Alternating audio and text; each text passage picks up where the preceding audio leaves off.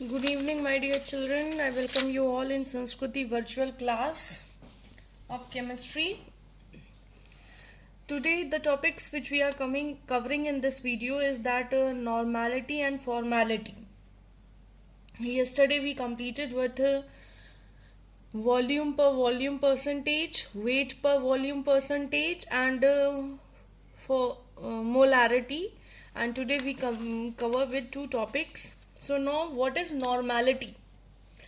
Number of equivalent of solute in per liter volume of solution. मतलब change क्या हुआ? सिर्फ इक्वलेंट. मोलारिटी क्या था? Number of mole of solute in per litre volume of solution. इसमें क्या है? Equivalent. Number of equivalent of solute in per litre volume of solution. 1 litre solution में कितने नंबर ऑफ इक्वलेंट हैं किसके? सॉल्यूट के. That is called normality. So again the formula comes from solute upon solution. तो number of equivalent of solute upon volume of solution. ठीक है, यहाँ पे equivalent upon VL volume of solution. Now अब equivalent की value हम निकाल सकते हैं weight of solute upon equivalent mass of solute. इससे निकाल सकते हैं. ठीक है, E Q equals to W upon E M. तो हमने यहाँ पर ई क्यू की प्लेस पर डब्ल्यू अपॉन ई एम रख दिया. तो what formula we get? W upon E M into V L. Now how we can get this equivalent mass? हमें ये कैसे पता चलता है? तो हमें ये पता चलता है molecular mass upon N factor, इस फॉर्मूले से. ठीक है, तो by this formula we can take out equivalent mass. तो इस इक्वलेंट मास की वैल्यू अगर हम इस फॉर्मूले में रख दें, so what formula we get W into N factor upon molecular mass into volume. तो हमें ये फॉर्मूला फाइनली मिलता है. Now what is this N factor? ये एन फैक्टर क्या होता है? एन फैक्टर की वैल्यू कैसे निकाली जाती है? तो ये हमें पता करना है कि हम एन फैक्टर की वैल्यू कैसे निकाल सकते हैं. तो उसके लिए क्या होता है कि we have to do calculation to take out the n factor value. इसकी वैल्यू निकालने के लिए हमारे पास we are having 3 types of solutions. We can say 3 तरीके के हम सॉल्यूशन ले सकते हैं. एक एसिडिक, एक बेसिक और एक न्यूट्रल. मैंने क्या किया? सॉल्यूट को 3 टाइप से ले लिया, एसिडिक, बेसिक एंड न्यूट्रल. मतलब अगर सॉल्यूट एसिडिक है तो क्या एन फैक्टर होने वाला है? अगर सॉल्यूट बेसिक है तो क्या एन फैक्टर की वैल्यू होने वाली है? और अगर सॉल्यूट बेसिक न्यूट्रल है तो क्या एन फैक्टर की वैल्यू होने वाली है? हम ऐसे देखेंगे. तो सबसे पहले आगे in the case of acid. If you remember the concept of Arrhenius, जो 10th में हमने अरहेनियस का कॉन्सेप्ट पढ़ा हुआ है कि any substance which have H positive ion in aqueous solution that is called acid. तो उससे रिलेट करते हुए ये चीज है, if solute is acid then number of H positive ions given by acidic in aqueous solution. मतलब अगर N factor निकालना है उसका जो कि सॉल्यूट एसिड है उसका, तो क्या करना है?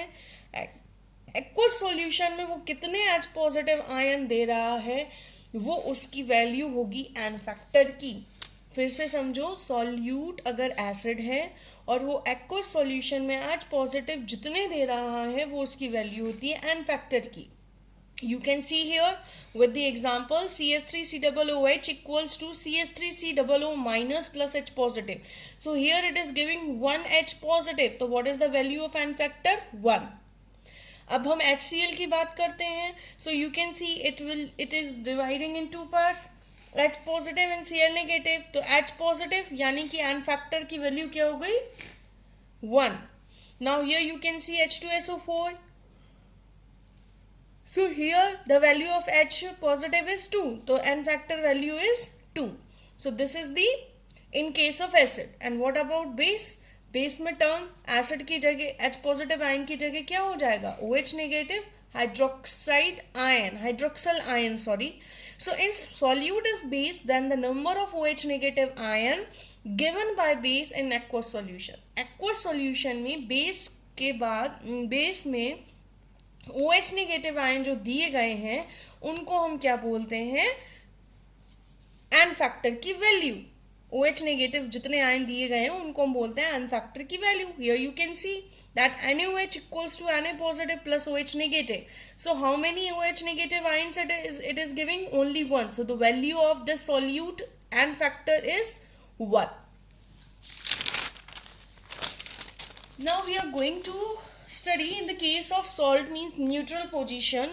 So here we will take the magnitude, total magnitude of positive and negative charge. You can see that Na2CO3 sodium carbonate, so on sodium plus 2 charge and CO3 minus 2 charge. So we will just take N factor 2. We will not take positive and negative. N factor positive negative नहीं होता, just the value is, it is NaCl में +1 -1, so क्या हो गई हमारा N factor 1. Now if we are talking about oxidizing and reducing agent N factor,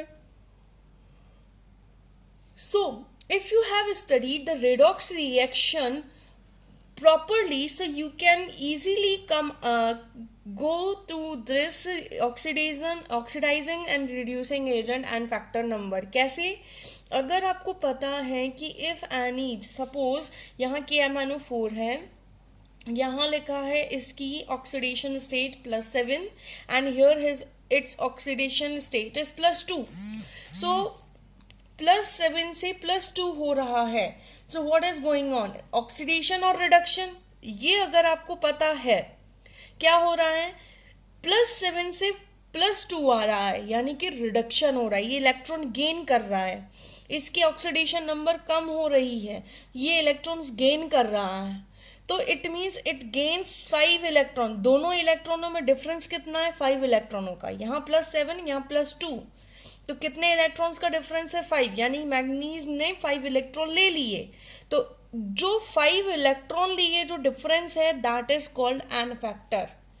oxidising और reducing यानी कि रिडॉक्स रिएक्शंस में, if redox reaction is taking place and if we are talking about N factor of any metal और any compound or any element, so we can take out through this oxidizing and reducing agent. The thing is that we just have to find out the difference between the number of electrons.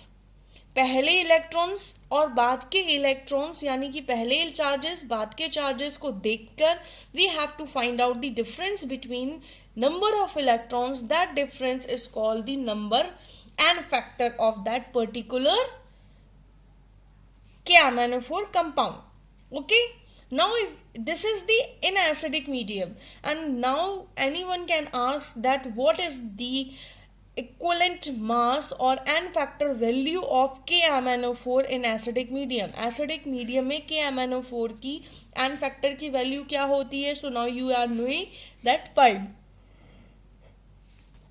If we talk about the basic medium, तो basic medium में क्या होती है, here you can C +7 to +6, यानी कि ये एक electron का डिफरेंस आ रहा है ना. तो एक इलेक्ट्रॉन का डिफरेंस आ रहा है, means the number N factor क्या हो जाएगा, 1 हो जाएगा. और न्यूट्रल में क्या होता है, एन फैक्टर की वैल्यू होती है 3, बिकॉज हियर Mn +7 है और यहाँ M +4 है. सो डिफरेंस कितना है दोनों में, 3 इलेक्ट्रॉन्स का. तो एन फैक्टर की वैल्यू क्या हो गई, 3. Now anyone can ask you to take out the equivalent mass of any compound. तो अभी हमने फॉर्मूला लर्न किया, अभी हमने फॉर्मूला पढ़ा कि equivalent mass is equal to molecular mass, यानी कि molecular mass of N upon N factor. यही पढ़ा हमने. सपोज अगर उन्होंने हमसे बोल दिया कि take out the equivalent mass of KMnO4 in acidic medium. अब मॉलिक्यूलर मास होता है इसका 158. अब एन फैक्टर की वैल्यू हमें मालूम है KMnO4 की एसिडिक मीडियम में क्या होती है, 5 होती है. दिस वी ऑलरेडी नो, क्योंकि हमने यहाँ भी देख लिया, ये हमेशा सेम रहेगी. फिर इसको हम सॉल्व करके इसका EM निकाल लेंगे. ये आपसे क्वेश्चन पूछे जा सकते हैं आगे कि बेस में इक्विवेलेंट मास क्या रहेगा, न्यूट्रल में क्या रहेगा। ठीक है, now we are moving towards the next term which is the relation between normality and molarity. Normality और मोलैरिटी में कनेक्शन देखते हैं। मैंने बोला नॉर्मैलिटी होता है equivalent upon equivalent of solute upon volume of solution. ऐसी मोलैरिटी में मैंने क्या बोला था, mole of solute upon volume of solution. Equivalent की जगह हमने क्या लिखा था, weight of solute upon equivalent mass into volume. और इधर हमने क्या लिखा था, weight of solute upon molecular mass into volume. तो आपने देखा, फिर हमने क्या किया, इस EM यानी कि इक्विवेलेंट मास की जगह हम क्या लिख सकते हैं, molecular mass upon N factor. तो हमने इस EM की वैल्यू किस में पुट कर दी, इसमें पुट की, तो हमारे पास क्या आ गया, W into N factor upon M molecular mass into VL। ये हमारे पास टर्म आ गया। तो क्या इसका ये वाला term wait of solute upon molecular mass into volume of solution, ये इससे मैच नहीं करता, जो कि प्रॉपर्टी एक जो कि किसका एक फॉर्मूला है, मोलैरिटी का। तो हम इस पूरे को रिप्लेस कर सकते हैं मोलैरिटी यानी कि M से। तो here you can see I have written formula and I replace this formula from M। तो मैंने इसकी जगह डायरेक्टली M लिख दिया और फॉर रिलेशन आ गया N equals to M into N factor, जहाँ N क्या है, नॉर्मैलिटी और M क्या है, मोल